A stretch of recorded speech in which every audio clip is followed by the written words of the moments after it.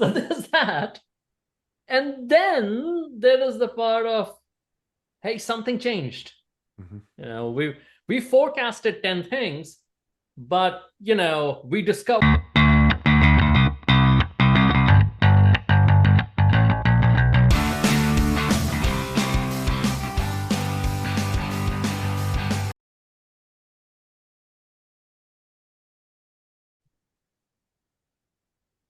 Welcome to another edition of Drunk Agile. My name's Daniel Vacanti. With me, who just came into focus, Prateek Singh.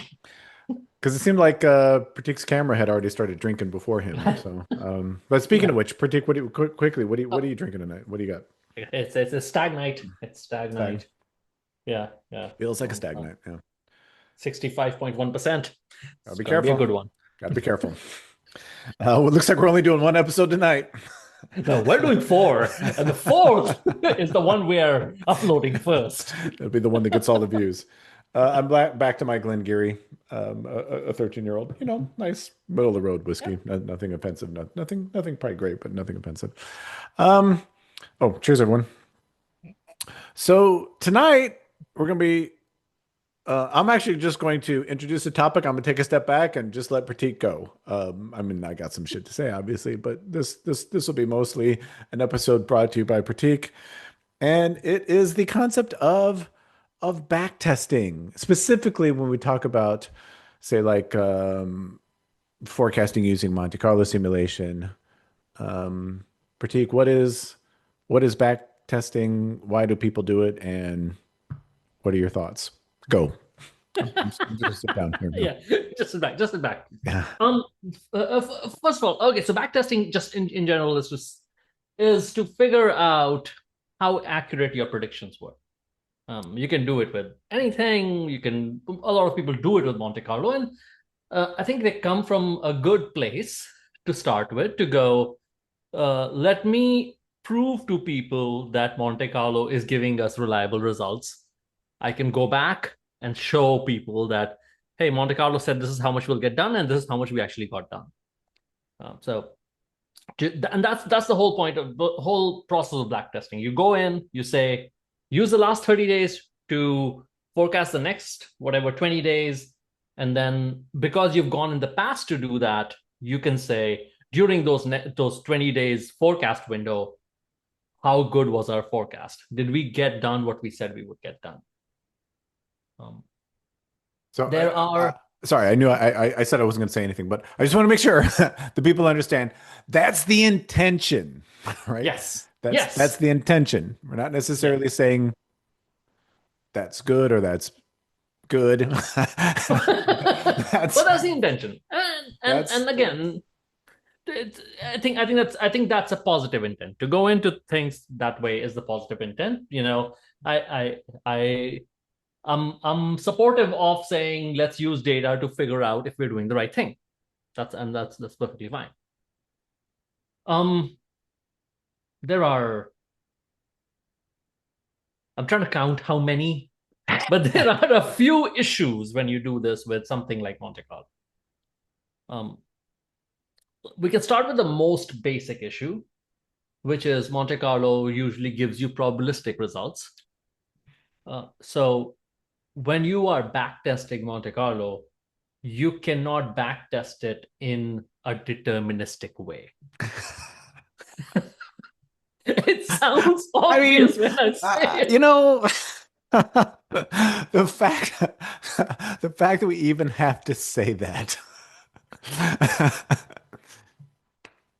So, um, since Monte Carlo gives you probabilistic results, you have to take a probabilistic view to go, was this a good forecast or not? The reason we have to say this is because it is very easy to take a deterministic view. It is very easy to we're trained to do that. We're like, I'm starting driving now. I'll be there in 20 minutes, and then we would say, hey, was that forecast good enough or not? By whether I made it in there in 20 minutes or I made it in 25 minutes. Yeah. Well, Yeah, let's give maybe a concrete example. yeah, I ran a Monte Carlo simulation. We we were just talking about Scrum, unfortunately, before the before we started recording. That's how this started. So let's just take a Scrum example. Let's say we're doing 2 week sprints. So we go into sprint planning. We Yeah, run a Monte Carlo simulation. It says in the next 14 days we can get 10 PBIs done. We only get 8 things done after the sprint runs, and we collect all our data. And at the right. end of the sprint, we've only got 8 things done, right? And we could go and we could feed data in, and we could say, hey, was this was this a result that we were expecting? Was it a result we're Yeah, not expecting? Okay, so go from there. yeah. So when What you can get we those learn? eight, What can we learn from that exercise? Yeah. yeah, when you get those eight, and when you were expecting 10, um, the real question is, was eight one of the possible answers that Monte Carlo would have given you? Because as most of you who are used to using Monte Carlo simulations would know, you usually pick some percent confidence and go say things like, oh, like in this case, in this sprint, we will get 10 or more things done with an 80% confidence. Now, the central question now becomes, looking at this from a probabilistic perspective, is that eight that was the result? Was it a result because you just happened to fall in that 20% part, or was a result because something went wrong and or your model was wrong, or you should have reforecasted, like which is all things we're going to get to. All of the what are all these things that happened that actually should have made you make the prediction of eight items or six or more, or was it just that your prediction was fine, it just happened to fall in the 20%? So this is a form of resulting, right? For those of Yep. you who've read Annie Duke, Mm-hmm. you forecasted 10 or more, you got 8 just on that information alone, saying, well, 8 is less than 10, therefore our forecast is bad or our decision was bad. That is a form of resulting. You can't necessarily. Now, it could be that that was bad. It could be, but you just from that information alone, you can't say, oh, Monte Carlo sucks, or the way that we set it up was bad, or whatever. You just on that information alone, you Yeah. can't do that, which I think a lot of people are kind of purporting that you can or you should be able to. So Right. anyway, go on, And go on. in a perfect world, assuming you ran the perfect simulation, assuming your data was perfect for running the simulation, your process was stable for running the simulation, if you're doing something at an 80% confidence, if you have run 100 sprints with 80% confidence predictions, you should have missed that prediction 20% of the time. Like, that is an expected result, not an unexpected result. All right. Okay. I'm going to ask you a question. We can put this off to the side here. But what about the idiots that come to say, so when you say that, idiots will always pop up and say, oh, but I'm not going to run that sprint 20 times. I'm only going to run it 1 time. And so therefore that's why probabilistic forecast to begin with doesn't work, because you only get to run the sprint 1 time. What do you say to those fucking assholes? Can I say fucking asshole on this? Only if you're talking about idiots.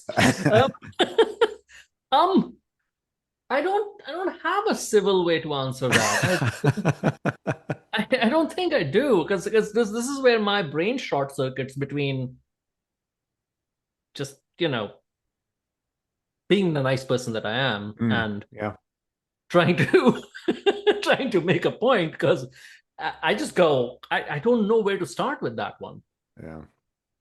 I really don't know where to start with that one, because yes, this is why it's kind of the reason why computers were invented in the first place, so that we could do these hard problems that require running the sprint 10,000 times automatically. Well, I mean, so if I'm in most, this is mostly serious and kind of in all seriousness, but mostly seriousness. For me, the reason that the reason that line of argument fails in my mind is because it's never about the percentage itself. It's always about risk, Yeah, right? And so I think the question more is, what was the risk associated with us missing that 10 or more? And what's the risk associated with us getting an 8? So, the common example I love to use is, let's say I'm going to flip a coin, and if I get heads, I'm going to punch you in the face. And if I get tails, I'm not going to punch you in the face or whatever. Well, yeah, I'm only going to flip that coin once, you know? The question is, what's are you willing to live with that risk?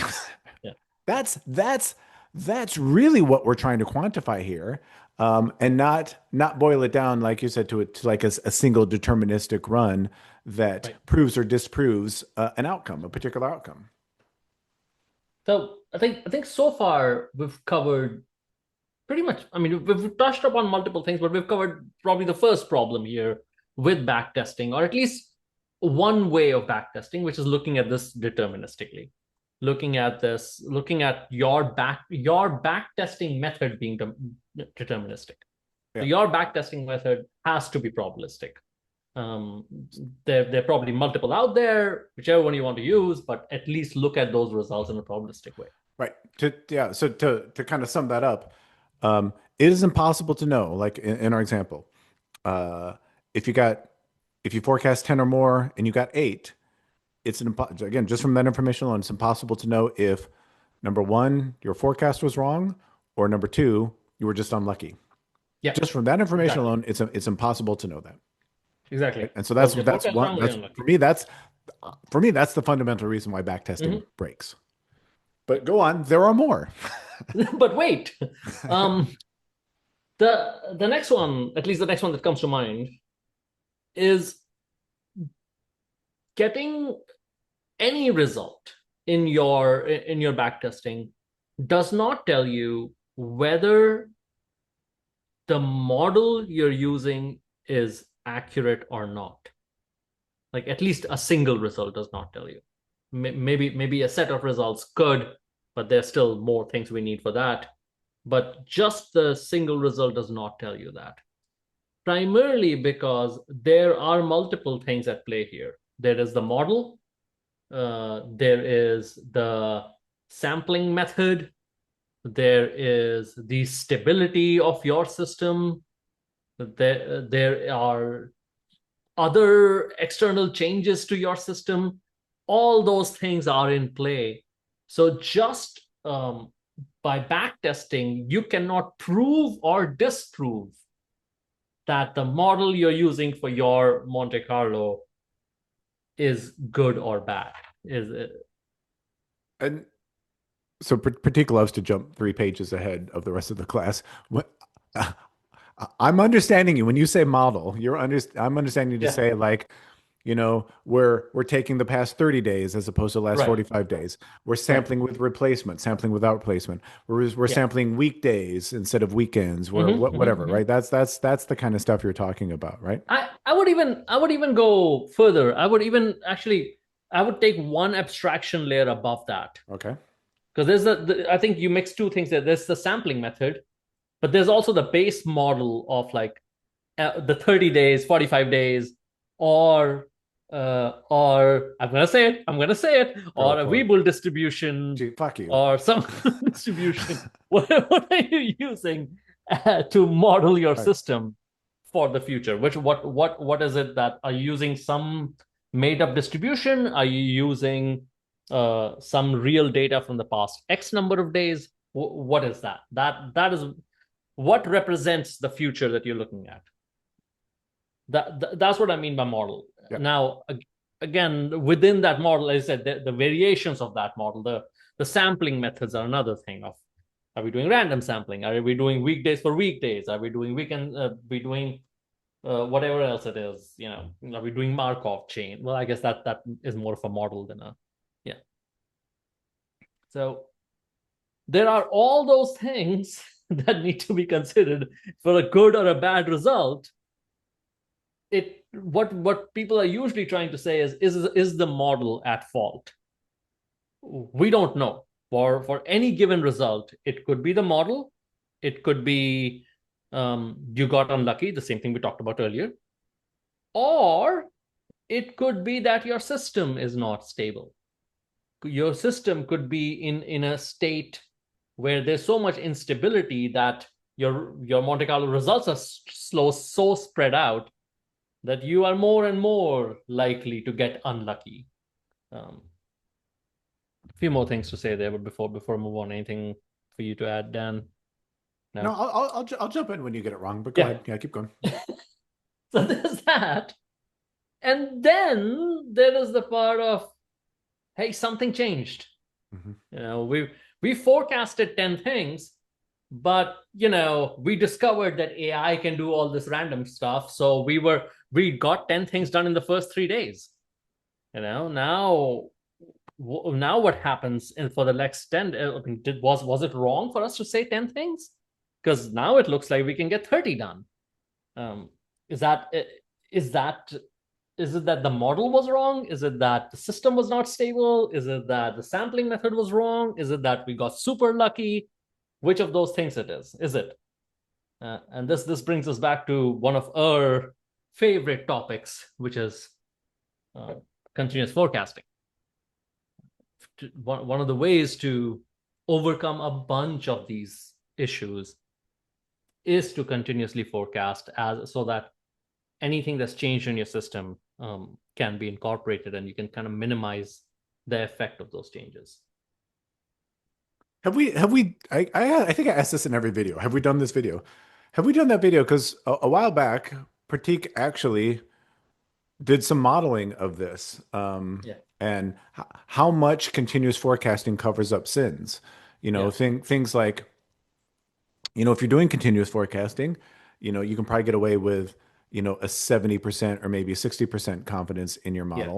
model. Because the chances of your model deviate or the forecast deviating outside of that window in the time between when you do continuous or continual, maybe continual is a better Yeah. word to use. Continual forecasting. Continual forecasting it's just not going to happen. It's one of the reasons we always talk about this was one of the reasons, hurricane forecasts, Mm-hmm. they, you know, they're only really looking 3 to 4 days out. Maybe sometimes they go 5 or 6, but for the Yeah. most part, they're looking 3 to 4 days out because they know they're going to run a forecast within that 3 or 4 days, and that forecast is going to change. That covers up a ton of sins, Yeah. and I think, we think that's a much healthier way to look at the world. yeah, I don't think we did a video on it because we never wrote it up. I wrote the simulation, we looked at the results, but I don't think we ever wrote up Yeah. the paper on that results.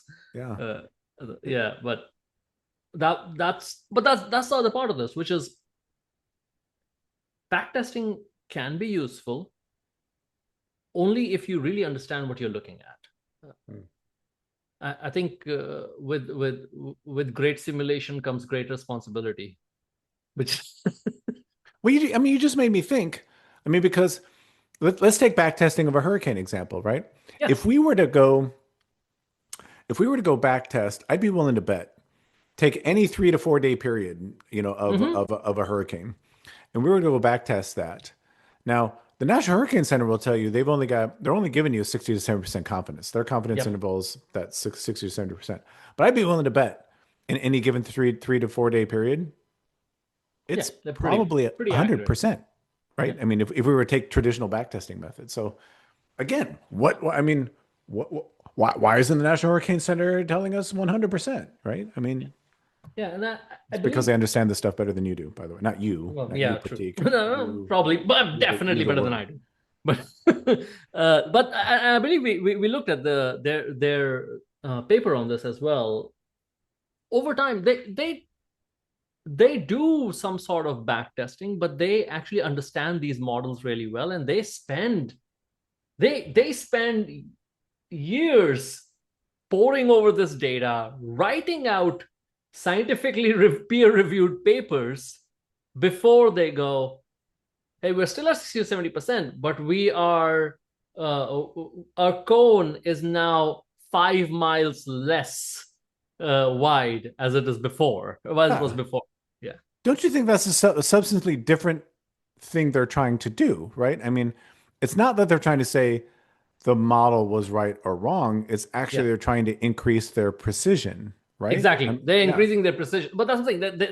They are that's kind of where we were headed here, which is like once you understand what you're looking at and are able to nullify all these other factors, that's when you can kind of draw some real Mm, conclusions mm. and, as we love saying, take real action on this data.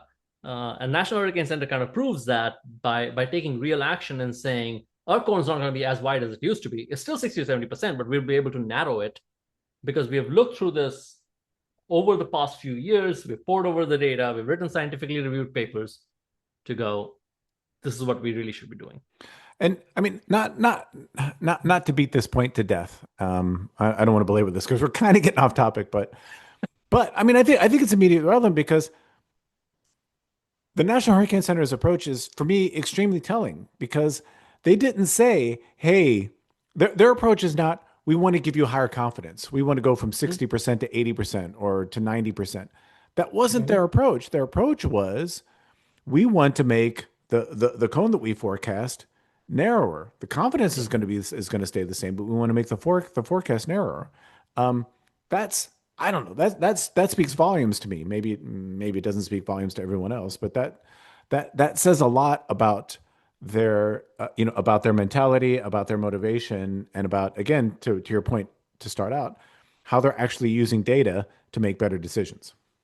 Yeah, and what's interesting, and I can't believe we haven't said this yet. What's interesting with this is the way you make your forecast cone smaller is by running a more stable system because then your Monte Carlo results are tighter. And the way you run a more stable system is by keeping cycle times and throughput consistent. And the way you do that is by bringing your cycle times down to a very tight band.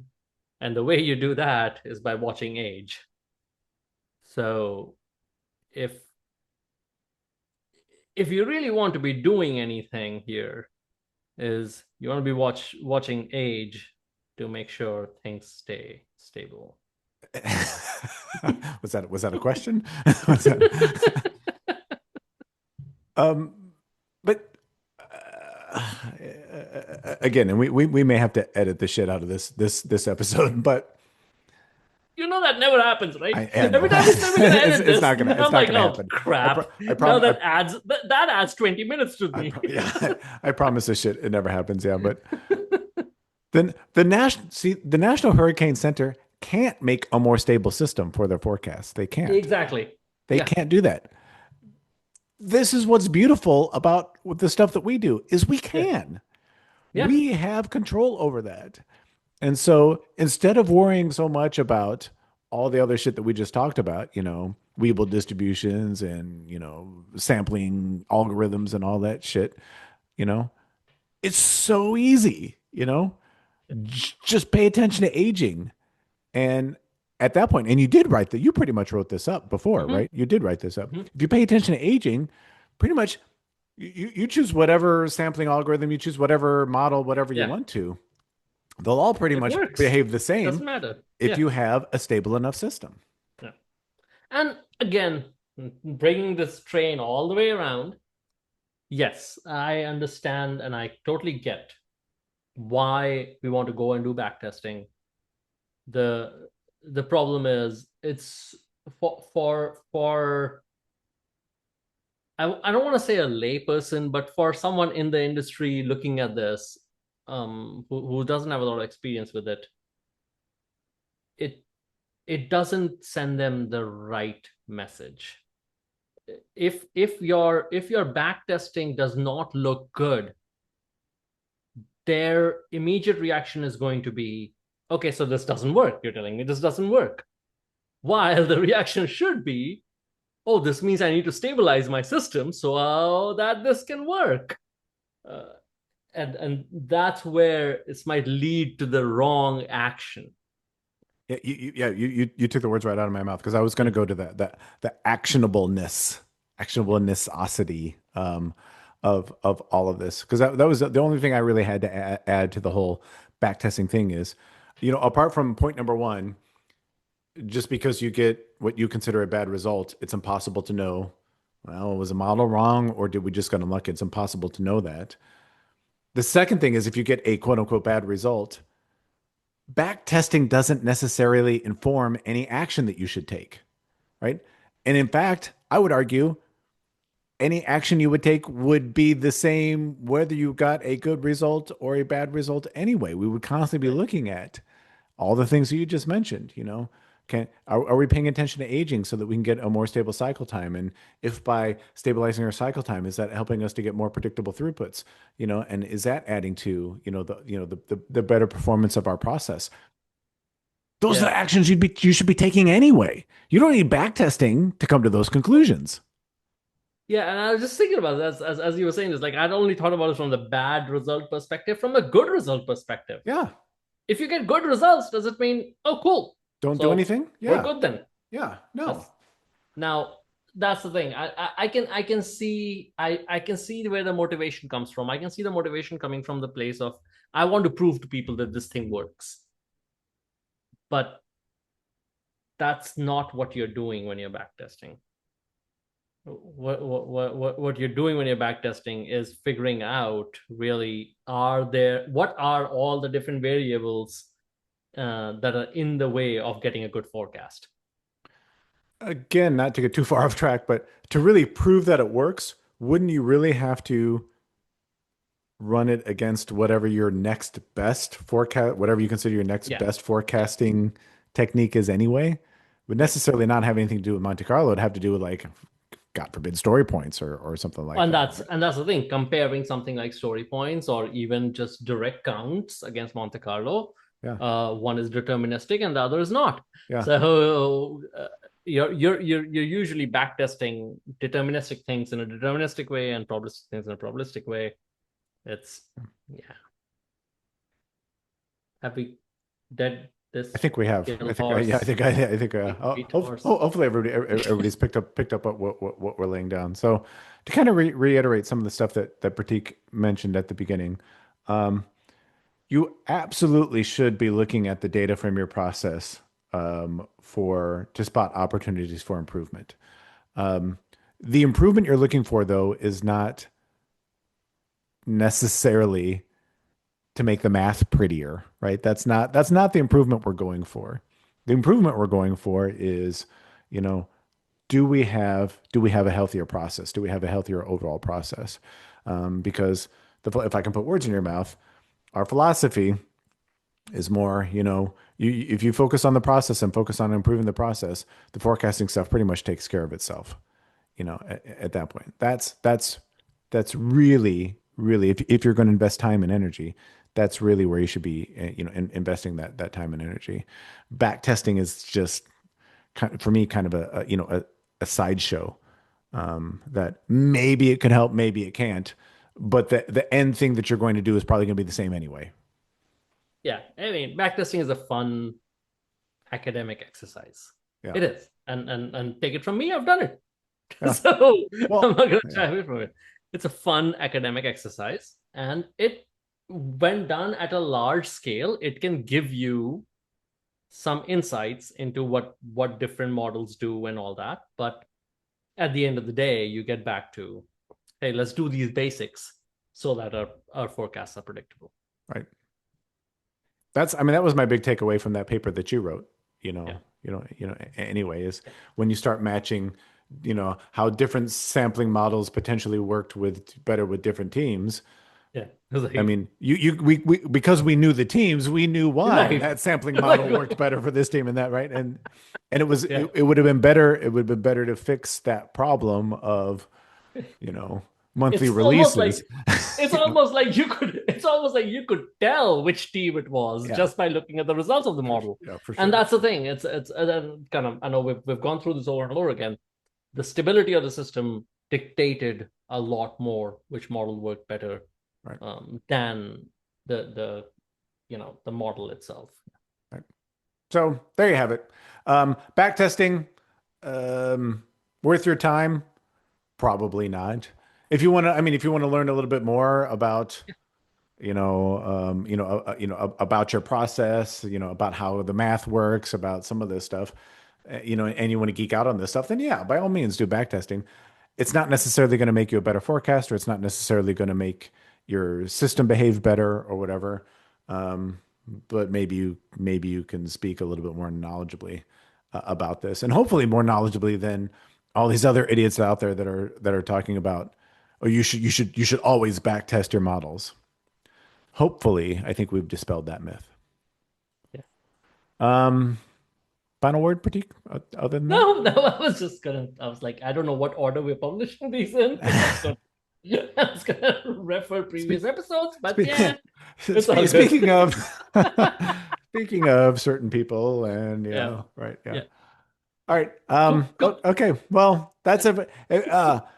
Do you agree? Do you disagree? Do you like what we're drinking? Whatever. Please leave us a comment. Let us know. We'd love to hear from you. Do you have other questions about backtesting? Are there things that we didn't address that you'd like us to talk about? Please let us know. We love hearing from you. We will try to address as many comments as we can. In the meantime, thanks for watching. And for Prateek and Suba, where's Suba, by the way? I haven't She, seen. she, she, mommy just fed her, so she's like, Oh, just like, yeah. Now, good, as soon good. as she gets fed, she's Yeah. like, Prateek "Oh, you're who? the one who just fed me." Yeah, Yeah, yeah. Got yeah. it. So for Prateek, my name is Andy Vacanti. Thanks for watching, and we will see you in the next episode. Good night, everyone. If you like this content, all of you know how YouTube works. Please like and subscribe to this channel. We'd love to get your feedback and love to put more quality content out for you. Prateek, what else can they do? Use the links in the description to reach out to us. You can find us on LinkedIn. See if there's a way we can work together. That'd be awesome. Yeah, we'd love to see you. Thanks everybody for watching, and we hope to see you again very, very soon.